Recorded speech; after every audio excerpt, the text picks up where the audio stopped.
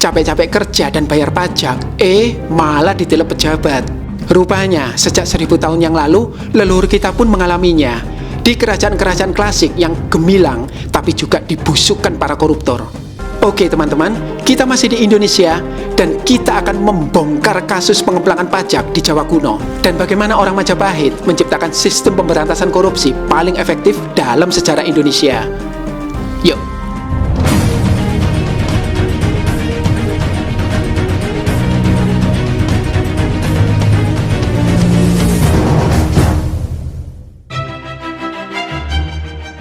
Pada zaman kerajaan Medang, para rama atau pejabat desa Ginawo menghadap penguasa setempat, yakni Ragrian Randaman Mpu Wama, memohon agar luas sawah mereka diukur ulang. Mereka mengendus adanya ketidakberesan pada perhitungan tanggungan pajak mereka karena tidak sebanding dengan pendapatan desa. Agar permohonan itu diproses, rakyat harus membayar biaya admin dalam bentuk emas dan seekor kerbau kepada beberapa petugas. Ujung-ujungnya mereka gigit jari, karena sampai meninggal pun Mpu Wama menggantung permohonan itu. Menurut prasasti Ginawo, rakyat ogah menunggu pengganti Mpu Wama dilantik. Mereka langsung menghadap Sri Maharaja Dyah-Balitung untuk mengadu. Pusat pun melakukan pengukuran ulang, dan luas sawahnya ternyata hanya 6 lamwit atau sekitar 72 hektar.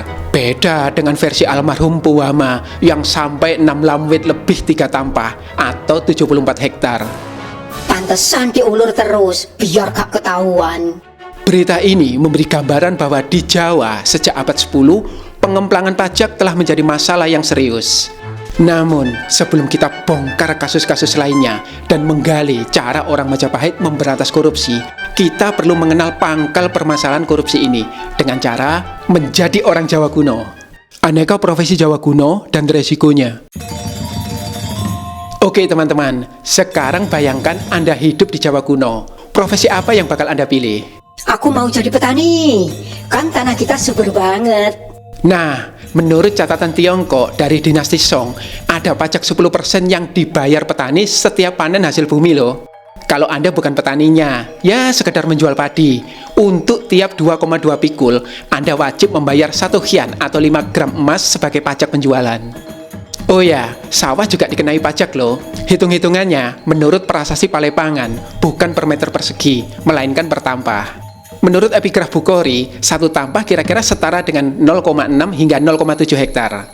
Misalnya nih, Anda seorang rama atau pejabat desa yang punya sawah seluas 6 tampah atau sekitar 3,6 hektar. Maka berdasar prasasti Kamalagian, jumlah pajak yang mesti Anda bayarkan adalah 6 suwarna, 7 masa, dan 4 kupang emas atau kira-kira senilai 257 gram emas.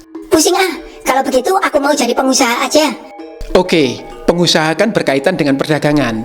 Rupanya, baik Anda itu pedagang eceran atau abakul yang berkeliling di desa-desa dan pasar tradisional, pedagang grosir atau adagang yang menjual dalam partai besar, maupun banyaga atau pebisnis skala internasional, Anda akan tetap terkena pajak perdagangan atau penjualan. Sebagaimana dalam prasasti Muncang yang diterbitkan Maharaja Mpu Sindok. Mungkin amannya jadi kaum profesional aja, kayak Mas Asisi. Loh, para profesional di Jawa kuno yang menghasilkan barang atau jasa juga gak luput dari pajak. Misalnya beberapa profesi ini yang dalam prasasti-prasasti Raja Airlangga, yakni prasasti Pataan, prasasti Cane, dan prasasti Turun Hyang A, wajib membayar pajak usaha kerajinan atau misra. Dan masih banyak lagi profesi kena pajak lain yang belum saya sebutkan. Mending aku jadi perampok aja deh, kayak Ken Angrok di Pararaton, biar gak pusing mikirin pajak. Wah, ini udah mulai kriminal. Ingat, di Jawa kuno, orang-orang yang tertangkap berbuat jahat juga dikenai denda yang masuk ke kas kerajaan. Prasasti Muncang mencatat denda atas tindak pidana sebagai sukaduka. Nah, semua pajak dan denda yang saya sebutkan tadi menjadi hak raja atau drawiyah haji yang digunakan sepenuhnya untuk biaya operasional kerajaan. Pendapatan negara dalam bentuk lain disebut buat haji atau gawai, yakni persembahan untuk raja dari tiap daerah, baik berupa tenaga manusia maupun uang.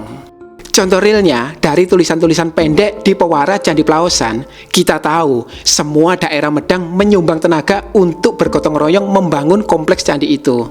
Persembahan jenis ini ditemukan diantaranya dalam prasasti Mantiasi, prasasti Ramwi, dan prasasti Gewek. Kalau dipikir-pikir, enakan jadi orang asing dong, aman dari pajak. Eits, jangan salah. Seperti ini loh nasib orang asing di masa Jawa kuno. Ketika orang Jawa gak terima dianggap asing. Betapa kagetnya pemuda bernama Danadi ketika ia dituduh sebagai orang Khmer atau Kamboja. Ia pun berjuang di pengadilan agar dirinya diakui sebagai orang lokal. Pokoknya, sekali lokal, tetap lokal. Danadi dinyatakan menang karena si penuduh 2 kali mangkir dari surat panggilan pengadilan. Ia pun diberi akta resmi yang menegaskan ia seorang Jawa Tulen. Dan akta itu kini kita kenal sebagai Prasasti Worodo Kidul A dan B. Wah, nasionalismenya tinggi banget ya. Nggak juga, ini masih ada kaitannya dengan pajak.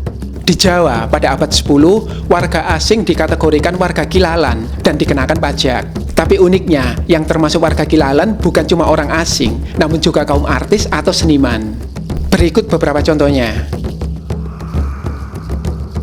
Semua ini adalah penampil aksi panggung yang digemari rakyat, dan dunia hiburan ala Jawa kuno inilah yang dikenai pajak oleh raja. Sebentar Mas Asisi, cara orang Jawa kuno membayar pajak bagaimana? Kan belum bisa online. Pegawai negeri ala Jawa kuno. Raja jelas tidak bekerja sendirian, ia didukung ratusan petugas. Mereka dikenal sebagai Mangilala Drawiyah Haji yang digaji tetap oleh raja. Yah, inilah pegawai negeri versi Jawa kuno. Di antara mereka ada 3 jabatan yang mengurus perbendaharaan, termasuk pajak, yakni pangkur, tawan, dan tirip. Ada juga jabatan wilang tani dan wilang wanua, yang tugasnya menghitung luas tanah dan jumlah penduduk di setiap daerah untuk keperluan pajak. Dari situ, pajak pun dihitung dan dipungut oleh petugas yang disebut pangurang dan nayaka. Alurnya begini, para nayaka mengambil pajak dari rama di tiap desa, lalu menyerahkannya ke penguasa daerah atau rakrian dan pamgat. Dari rakrian, pajak diteruskan ke bendahara istana. Tapi jangan lupa, para pemungut pajak dilarang memasuki Sima, yaitu wilayah yang dibebaskan dari pajak reguler raja. Gas, pindah rumah ke Sima terdekat, biar gak usah bayar pajak. Kok buru-buru banget? Biasanya, suatu daerah dijadikan Sima karena di sana berdiri bangunan ibadah atau fasilitas publik yang penting. Biaya pemeliharaannya ya ditanggung warga Sima. Prasasti Lingga Suntan juga menjelaskan, sepertiga pendapatan dari hasil jual beli di daerah Sima juga tetap dikirim ke kas kerajaan. Dikirim ya, bukan diambil langsung oleh para pemungut pajak. Jadi jelas betapa rapinya administrasi ekonomi pada masa Jawa kuno. Kirain isinya cuma perang Mas, kayak di film-film. Tanpa duit pajak, yang mana mampu kerajaan-kerajaan itu berperang. Yang serunya lagi, pembayaran pajak di masa Jawa kuno selalu ada pestanya loh. Persembahan rakyat dan pesta jamuan raja. Sama seperti kita yang kudu melaporkan pajak tiap tahun, orang Jawa kuno juga mempersembahkan pajak setahun sekali. Meski ada produk tertentu, seperti garam yang pajaknya harus disetor tiap bulan. Dari prasasti turun yang A, kita tahu orang Jawa kuno menyetor pajak antara bulan September hingga Oktober. Sementara prasasti Padalegan menyebut antara Oktober hingga November. Dari sistem ini tercipta Pasowanan Agung, di mana para penguasa daerah menghadap Sri Maharaja untuk menyerahkan Drawiyah Haji yang adalah hak raja. Masih ingat gak? Pajak, denda.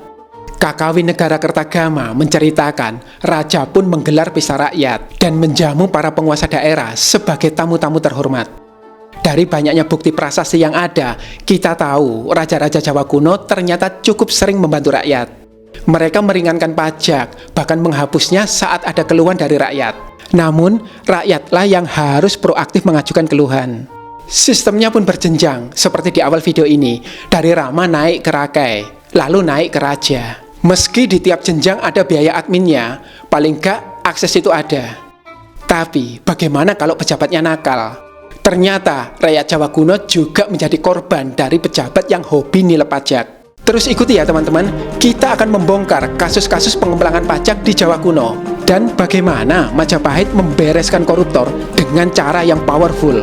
Namun sebelumnya jangan lupa untuk subscribe, like, dan share link video ini. Jangan re-upload ya. Klik juga link di atas atau fitur Super Thanks bila Anda ingin mendukung dalam hal pendanaan untuk mengembangkan kanal yang akan memperkaya perspektif Anda. Kasus 1. Taktik nakal sang petugas pajak. Berbeda dengan rakyat desa Ginewo di awal video ini yang mungkin segan dengan pejabat daerah hingga kasusnya digantung sekian lama. Penduduk desa Palepangan tak gentar menghadapi seorang petugas pajak bernama Bagawanta Jyotisa. Prasasti Palepangan menceritakan mereka mengadu ke ibu kota dan oleh Rakrian Mapati Mpu Daksa diputuskan agar sawah mereka diukur ulang dengan alat ukur raja. Hasilnya, sawah mereka hanya seluas 27,5 tampa atau sekitar 16 hektar. Itu beda jauh dengan hitungan Bagawanta Jyotisa yang sampai 40 tampa atau sekitar 24 hektar. Gila, selisihnya hampir 50%. Menurut epigraf Bukhari, seandainya rakyat tidak teliti dan tidak berani melapor, petugas pajak itu bakal untung gede. Wah, ya fix. Di Jawa kuno paling enak jadi petugas pajak. Kasus 2, pungutan liar ala Jawa kuno. Nah, kali ini yang berkonflik dalam prasasti Tija adalah sesama petugas pajak.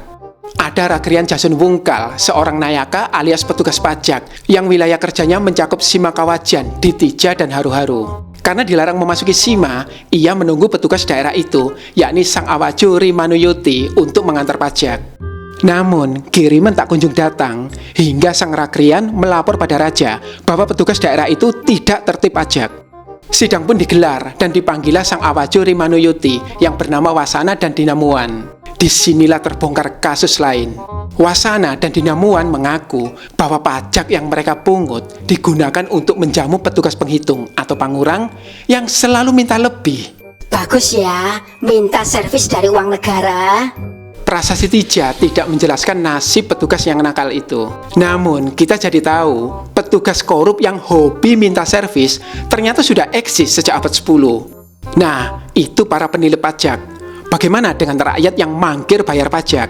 Hukuman bagi para pengemplang pajak. Di dekat Candi Kedulan Jogja ditemukan prasasti Sumundul dan prasasti Pananggaran yang mencatat orang yang mangkir bayar pajak akan dihukum hingga anak cucunya. Hukumannya apa, Mas Asisi? Sayangnya, tidak ada data mengenai itu. Juga belum ada data tentang bagaimana Kerajaan Medang menghukum para petugas nakal dan pengemplang pajak. Namun, ada raja yang menyikapi masalah perpajakan ini dengan serius. Misalnya, Maharaja Dyah Balitung yang menerbitkan prasasti terbanyak dan hampir seperempatnya berkaitan dengan pajak. Sayangnya, prasasti Dyah Balitung yang ditemukan sejauh ini tidak merekam penindakan para koruptor dan pejabat nakal. Baru 4 abad kemudian, Majapahit, kemaharajaan terbesar sekaligus puncak peradaban masa klasik, menawarkan solusi yang lebih powerful. Ketegasan Majapahit pada pejabat korup. Kutara Manawa, yakni Kitab Perundang-undangan Majapahit, dengan tegas menyatakan segala bentuk pencurian dijatuhi hukuman mati.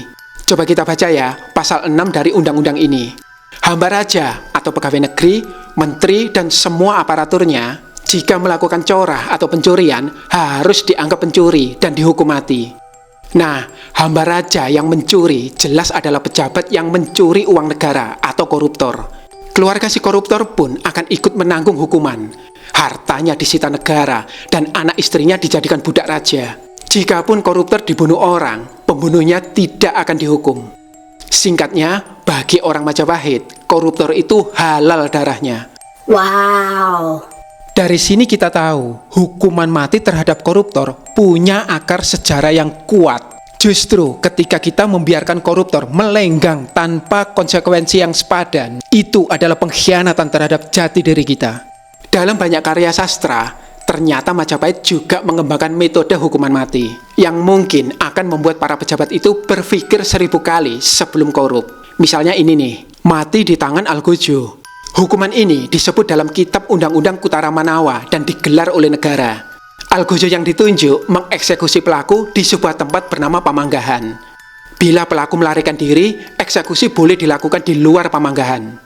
Raja akan memerintahkan segenap aparat, masyarakat, dan pihak-pihak yang dirugikan untuk membunuh pelaku dimanapun ia terlihat. Dan ini hukuman mati yang kedua, dibuang ke laut. Sapata atau kutukan dalam prasasti Majapahit sering menyebut adanya makhluk-makhluk dunia bawah atau burloka yang digambarkan sebagai air untuk menghukum para durjana. Maka dengan membuang penjahat ke laut, secara filosofis itu sama dengan menyerahkan mereka untuk dimangsa makhluk-makhluk itu. Dalam Kakawin Sutasoma, pelaku kejahatan bahkan disita hartanya dulu sebelum dilempar ke laut. Wih, rasain. Detil mengenai Kakawin ini yang mewariskan bagi kita semboyan Bhinneka Tunggal Ika dapat Anda cek nanti pada tautan di atas atau di deskripsi. Tapi Mas Asisi, gimana kalau orangnya pinter berenang? Nah, kitab Tantu Panggelaran memberi penjelasan yang lebih rinci. Kaki dan tangan pelaku diikat rotan sebelum dilempar.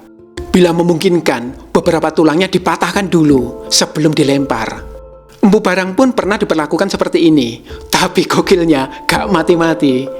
Bahasan kitab Tantu Panggelaran juga ulah para empu tergokil di Jawa kuno bisa diklik nanti tautan di atas atau di deskripsi. Dan berikut ini adalah jenis hukuman mati yang ketiga, disula bak babi guling. Kitab Pararaton menyebut sebuah hukuman mati yang diterapkan pada seorang pejabat tinggi, yakni Cineleng Celeng. Kata celeng berarti babi hutan, sehingga muncul dua tafsiran. Pertama, pelaku dilepas lalu diburu beramai-ramai seperti babi. Dan kedua, yang ini agak serem nih, disula seperti babi panggang. Ih, nggak mau ngebayangin, ntar mimpi buruk. Beneran kayak gitu Mas Asisi? Ya nggak tahu juga. Biasanya, kata Cineleng Celeng sering diterjemahkan menjadi dibunuh seperti babi hutan. Jadi silakan dipikir sendiri ya, seperti apa cara membunuh babi hutan. Tindak tegas Majapahit yang menjatuhkan hukuman mati bagi para pencuri uang negara menunjukkan betapa seriusnya mereka mengusahakan kesejahteraan rakyat. Karena pada akhirnya, pajak yang masuk ke kas kerajaan akan digunakan juga untuk menyelenggarakan pemerintahan dan menopang hidup rakyat. Ini adalah cermin sekaligus kritik bagi bangsa Indonesia di masa kini. Bukankah sebuah kemunduran jika di abad 21 kita masih terus bergumul dengan korupsi di segala lini kehidupan? Bahkan, korupsi sudah dianggap budaya kita. Sering kita mengidam-idamkan pemberantasan korupsi setegas Tiongkok yang menyediakan 99 peti mati untuk koruptor. Padahal kita hanya perlu menengok ke belakang, ke sejarah kita sendiri. Belajar dari Majapahit, pemerintah Indonesia perlu menetapkan hukuman seberat-beratnya bagi para penilai pajak, para koruptor, dan keluarganya. Lalu menegakkan hukum itu tanpa pandang bulu. Karena obat dari korupsi adalah penegakan hukum yang tegas. Sementara bagian kita adalah hidup jujur, membayar pajak, dan belajar menumbuhkan rasa cukup di dalam hati, agar dalam situasi apapun kita tidak gampang tergoda untuk mengambil sesuatu yang bukan hak kita.